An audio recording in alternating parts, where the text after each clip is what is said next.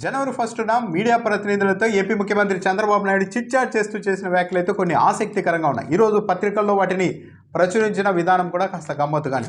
ఈనాడు పత్రికల్లోనే headline పెట్టారు. కక్ష సాధింపు నా లక్ష్యం కాదు, జగన్పై చర్యకు సెకీ ఒప్పందం లడ్డు లాంటి అవకాశం అంటూ మాట్లాడారు. నాకు లడ్డు లాంటి అవకాశము అంటే విద్యుత్ కొనుగోలుకు సంబంధించి దాంట్లో తీసుకోవచ్చు, కానీ అయినా నేను కాలు దువ్వడం లేదు. అరెస్టే లక్ష్యమైతే అధికారంలోనికి రాగానే చేసేవాడిని. వైకాపా ప్రభుత్వం భూ వివాదాల తేనెతొట్టె కదిపింది అంటూ రాశారు.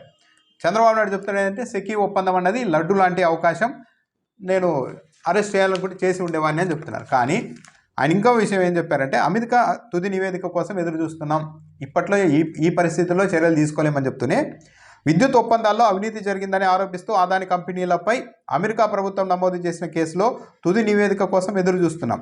ఈ కేసు నాకు లడ్డు మాదిరిగా దొరికిందని మీరు అనుకోవచ్చు, కానీ నాకు విశ్వసనీయత ముఖ్యం. రేపు అమెరికా ప్రభుత్వం కాదంటే ఇబ్బంది పడాలి, అందుకే తుది నివేదిక కోసం ఎదురు చూస్తున్నాం. అంటే ఈ ఆరోపణలపైన ముఖ్యమంత్రిగా ఉన్న చంద్రబాబు నాయుడికి కూడా నమ్మకం లేదు. ఈ ఆరోపణలు అవాస్తవమై ఉండవచ్చని ఆయన నమ్ముతూ ఉన్నారు.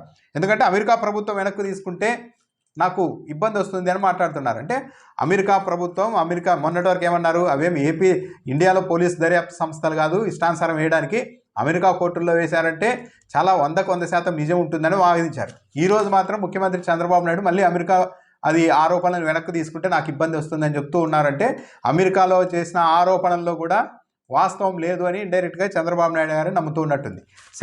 సెకీ ఒప్పందం నాకు లడ్డు లాంటిది అంటున్నారు. జగన్మోహన్ రెడ్డి గారు ఆదాయాన్ని టచ్ చేయాల్సి ఉంటుంది ఫస్ట్. పైగా ఈ ఆరోపణల్ని భారత ప్రభుత్వమే అంగీకరించడం లేదు. అమెరికా కోర్టులో చేసిన ఆరోపణల్ని భారత ప్రభుత్వమే అంగీకరించడం లేదు. ఇదంతా దేశాన్ని ఆర్థికంగా దెబ్బకొట్టడానికి ఒక కుట్రపూరితంగా చేస్తూ ఉన్నారు అని కేంద్ర ప్రభుత్వమే చెప్తోంది. మరి చంద్రబాబు నాయుడు మాత్రం నాకు ఈ లడ్డు లాంటి అవకాశం అంటున్నారు. ఇది లడ్డు అవకాశం కాదు, ఏమీ అవకాశం కాదు. ఫస్ట్ దీంట్లో ముందుకు ప్రొసీడ్ అవ్వాలి అనుకుంటే ఆదాని దగ్గర నుంచి మొదలు పెట్టగలుగుతారా? లేదు. పైగా ఇప్పుడు ఒప్పందం రద్దు చేసుకుంటే ఫైన్ కట్టాల్సి ఉంటుంది మనము అని చెప్తూ ఉన్నారు. అదాని కంపెనీ ఒప్పందాల ప్రకారం మనం డబ్బులు చెల్లించాల్సి ఉంటుందని.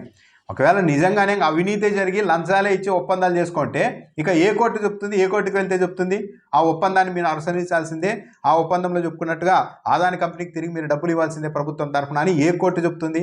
నిజంగానే ఇది స్కామ్ అయితే, అవినీతి లంచాలు ఇచ్చే ఒప్పందాలు చేసుకుంటే ఈ దేశంలో ఏ కోర్టు కూడా ప్రభుత్వం తీసుకునే నిర్ణయాన్ని సమర్థిస్తుంది.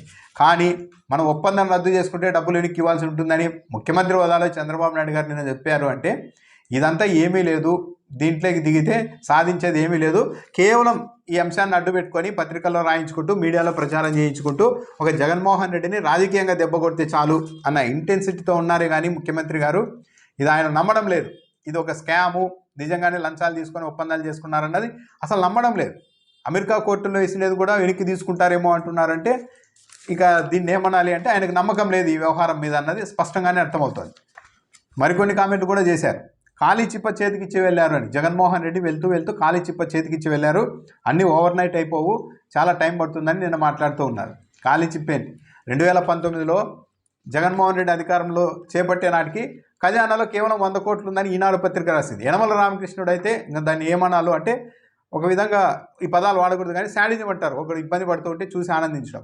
మేము దొరికిన చోటల్లా అప్పులు తెచ్చేసాం, ఇక జగన్మోహన్ రెడ్డి ప్రభుత్వానికి అప్పులు ఇచ్చే వ్యక్తులు కూడా లేరంటూ ఆర్థిక మంత్రిగా పనిచేసిన యనమల రామకృష్ణుడే 2019లో వ్యాఖ్యానించలేదా? మరి ఆ రోజు ఖాళీ చిప్ప కాకుండా ఏమన్నా 1,00,000 కోట్ల ఖజానాతో జగన్మోహన్ రెడ్డికి ఏమైనా అప్పగించెళ్ళారా? కానీ జగన్మోహన్ రెడ్డి ఏమన్నా ఖజానాలో 100 కోట్లే ఉంది, యనమల రామకృష్ణుడే చెప్తున్నాడు చూడండి అప్పులు కూడా పుట్టవంట, కాబట్టి నేను ఏ పథకం అమలు చేయను అని ఏమన్నా అన్నారా?